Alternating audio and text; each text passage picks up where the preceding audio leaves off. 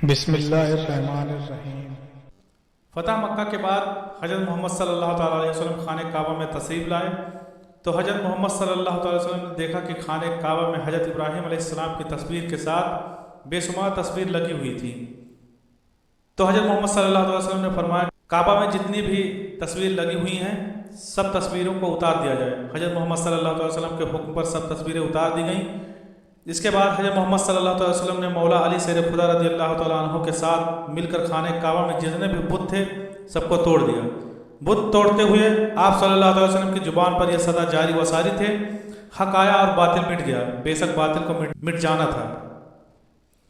سب بتوں کو توڑ کر خانہ کعبہ سے شرک کا نام و نشان مٹا دیا گیا۔ صفا مروہ پر دو مشہور بت جن کے نام آصاف و نائلہ تھا ان بتوں کو بھی توڑ دیا، جو کہ بیت اللہ شریف میں بے حرمتی اور جناکاری کی وجہ سے رہتی دنیا تک عبرت کا نشان بن گئے تھے۔ جب اللہ تعالیٰ کی طرف سے حضرت ابراہیم علیہ السلام کو حکم ملا کہ اپنی بیوی اور بیٹے حضرت اسماعیل علیہ السلام کو لے کر مکہ تشریف لے جاؤ، حضرت ابراہیم علیہ السلام اللہ کے حکم کے مطابق اپنے بیوی بچے کو لے کر خانہ کعبہ میں آئے تو وہاں ہر طرف ویران و سنسان اور ریتیلا علاقہ تھا۔ کھانے پینے کے لیے کوئی چیز دور دور تک موجود نہ تھی۔ حضرت ابراہیم علیہ السلام نے اللہ کے حکم کے مطابق بیوی بچے کو یہاں چھوڑا اور واپس چلے گئے۔ جب آپ علیہ السلام دوسری بار خانہ کعبہ آئے تو آپ یہاں زیادہ دیر نہ ٹھہرے۔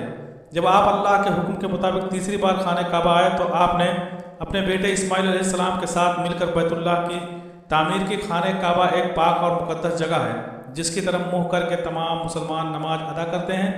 اللہ تعالیٰ نے صاحب حیثیت فردوں پر زندگی میں ایک بار بیت اللہ شریف کا حج کرنا فرض قرار دیا ہے تاکہ وہ پاک صاف ہو کر بیت اللہ شریف سے واپس آئیں اور اس کے فرائض و آداب کو سمجھیں۔ ناظرین گرامی، جب سے خانہ کعبہ تعمیر ہوا تب سے لے کر اب تک جس نے بھی بیت اللہ شریف کی بے حرمتی کی یا بے حرمتی کرنے کی کوشش کی تو اللہ تعالیٰ نے ان کا بہت برا حال کیا، جو کہ رہتی دنیا تک عبرت کا نشان بن کر رہ گئے۔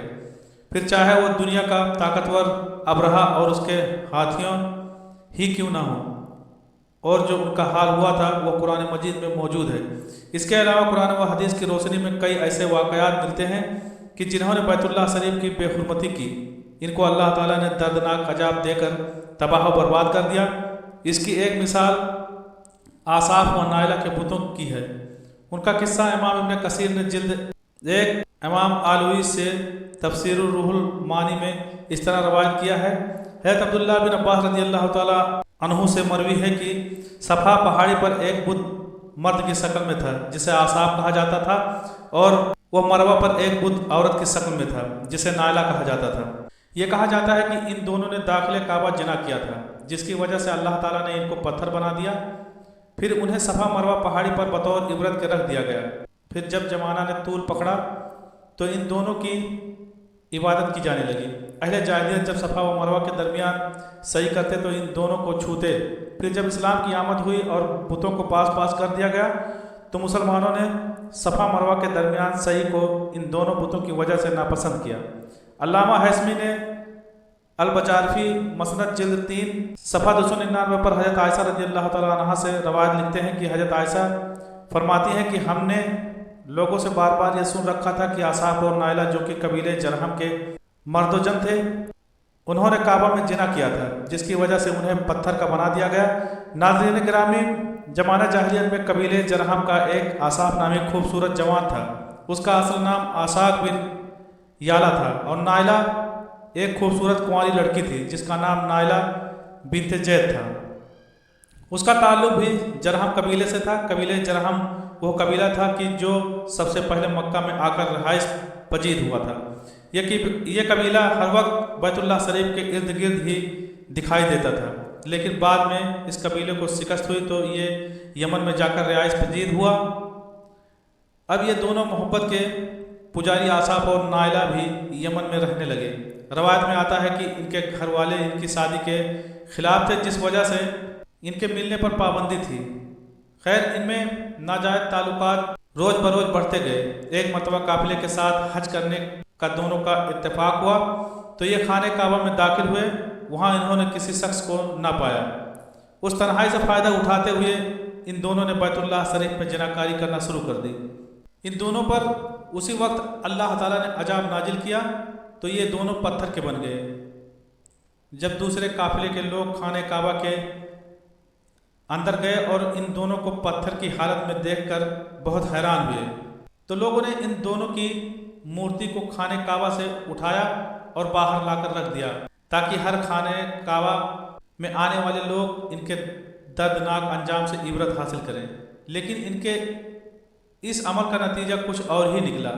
مکہ کے لوگ نے آصاب کے بت کو اٹھا کر صفا کے مقام پر رکھ دیا، جبکہ نائلہ کے بت کو مروہ کے مقام پر لے گئے، اور ان کے انجام کی سزا یہ مقرر کی گئی کہ جو بھی شخص صفا و مروہ پر جائے ان دونوں کے بتوں پر ایک جوتا رسید کر کے کچھ نسلوں تک تو یہ عمل جاری رہا۔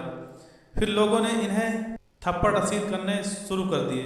کچھ نسلوں بعد لوگ نے ان کو ہاتھ لگانا شروع کر دیا، لیکن لوگوں نے ان سے عبرت حاصل کرنا کم اور ان کو پوجنا زیادہ شروع کر دیا، حتیٰ کہ نبی اکرم صلی اللہ تعالیٰ علیہ وسلم کے دور میں یہ بت بڑے بتوں میں شمار کیے جاتے تھے، حتیٰ کہ ان کو لوگ خدا مانتے تھے۔ ان کے سامنے سجدہ ریز ہوتے، منتیں مانگتے اور بڑی بڑی قربانیاں کرنی شروع ہو گئے۔ فتح مکہ والے دن نبی مکرم صلی اللہ تعالیٰ علیہ وسلم نے آصاب اور نائلہ کے بتوں کو بھی صفا اور مروہ سے لا کر توڑ دیا۔ حضرت امام سبعی فرماتے ہیں کہ چونکہ یہ دونوں بت صفا اور مروہ پر تھے تو اس لیے مسلمان ان دونوں کے درمیان صحیح کو برا محسوس کرتے تھے، تو پھر اللہ پاک نے یہ آیت نازل فرمائی، بے شک صفا اور مروہ اللہ کی نشانیوں میں سے ہیں، بس جو کعبہ کا حج یا عمرہ کرتے تو اس پر کوئی گناہ نہیں کہ ان کے درمیان طواف کرے، اور جو کوئی اپنی خوشی سے نیکی کرے تو بے شک اللہ قدردان جاننے والا ہے۔ لہٰذا آج ہر مسلمان جو حج یا عمرہ کی سعادت حاصل کرتا ہے وہ صفا اور مروہ کے درمیان 7 مرتبہ چکر لگاتا ہے، جو کہ مناسب حج میں شامل ہے۔ اللہ تعالیٰ سے دعا ہے کہ وہ ہمیں اپنے پیارے شہر مکہ میں جلد جلد بلا لے، اور جو ایک دفعہ جا چکے انہیں بار بار حاضری نصیب ہو۔ اے اللہ پاک ہم سب کو نیکی کی راہ پر چلنے کی توفیق عطا فرما، آمین یا رب العالمین۔